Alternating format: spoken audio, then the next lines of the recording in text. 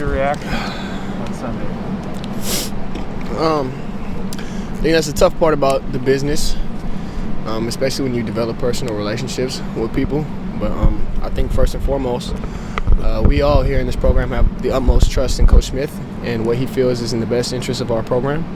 So obviously it's sad to see somebody go who has been your coach over the last 4 years. At the same time, like I said, we have the most trust in Coach Smith to make the right decisions for our program, and we have the most trust in Coach Bray as well to lead us moving forward. Did you think the defense need a little bit of a shakeup?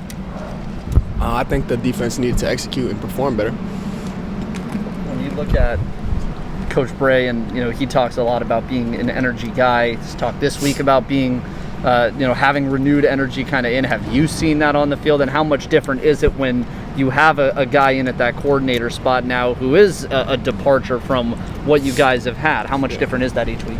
I mean, one thing I could tell you about Coach Bray is that he's been the same since he first came in. Every single day, in walk lines or throughout the building, he's going around. He's high-fiving every single dude, make sure that he's really building relationships, getting to know everybody.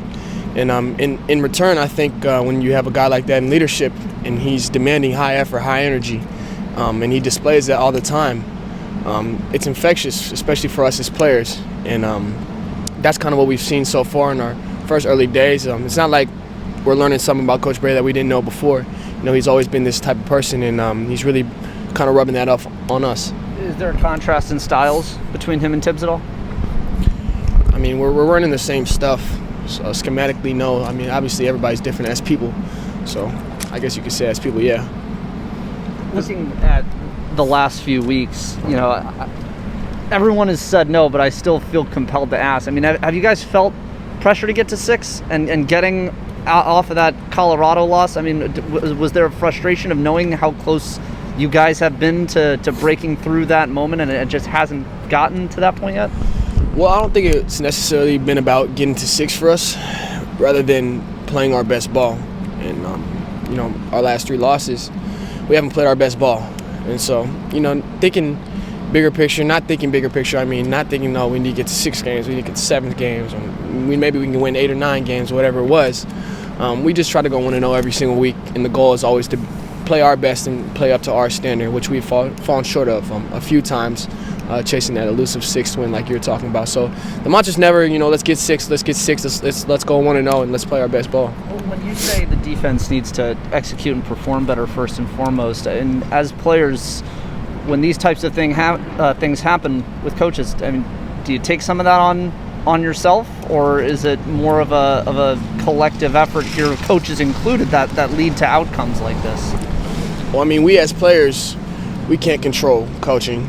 And coaches as coaches, they can't control players, Players play, coaches coach.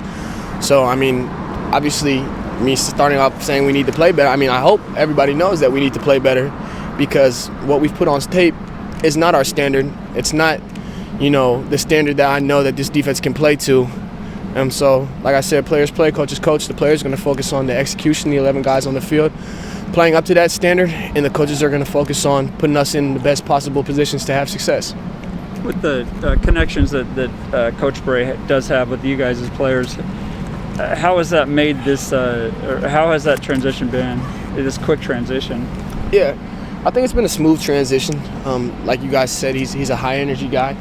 But like I said, too, he hasn't changed. He's been the exact same. The only thing is now he's at the helm. Now he's leading us on the breaks. Now he's taking us through the pre-practice meetings or post-practice meetings or different things like that.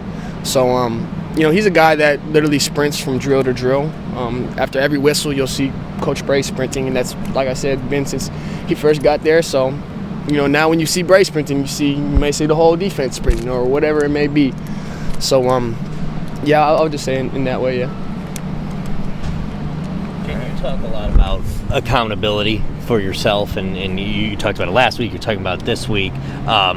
I imagine not everybody has that same accountability, just in life, on your team. How do you pass that on to your teammates? How do you try to hold them to take accountability for themselves as well? Well, I think first, like I said last week, before you can demand accountability out of a guy, you first have to show them that you can hold yourself accountable. So, for instance, if I'm in meetings and I have a little small detail that my coach might not have called out. I'll make an emphasis to be like, oh, if you're at nickel in this position, don't do this. And it'll be me at nickel, showing guys that I can call myself out. I can hold myself accountable. I don't need no coach to call me out for me to be able to make the corrections. And then I also think that an easier way to be able to hold guys accountable is if you have a relationship with them. So, like, for me, I think my teammates know that I truly care about them. I wouldn't try to BS them, or I wouldn't try to mother effer them or anything like that. They know that if I'm saying something, it's for their best interest, and it's because I know that they can do it. And I expect them to do the same for me in return. So just kind of developing that relationship, having that relationship to where, hey, it's okay, and actually it's a good thing to be able to push each other and hold each other accountable in a constructive way. Was there anything different about those discussions that happened after Colorado than happened after Cal, or are these discussions pretty similar, after each loss you guys have? I mean, that's the frustrating part, is that, sometimes the discussions end up being repetitive. So it's just like, come on, we got to go. We got to get better. We're making the same mistakes. And, it's always frustrating, but, like, what are you going to do? You can go in the tank and be like, well, maybe we'll just never get it. Or you can go back to work, like we have Sunday, Tuesday, today, and try to take those things that you put on tape the week before, try to take them off the tape and improve.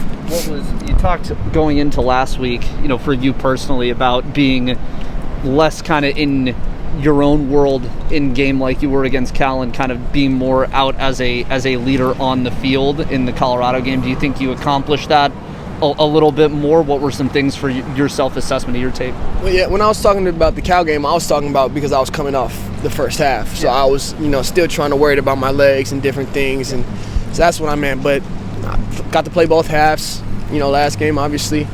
So I think I always do my part as a leader. I feel like that's just who I am at this point.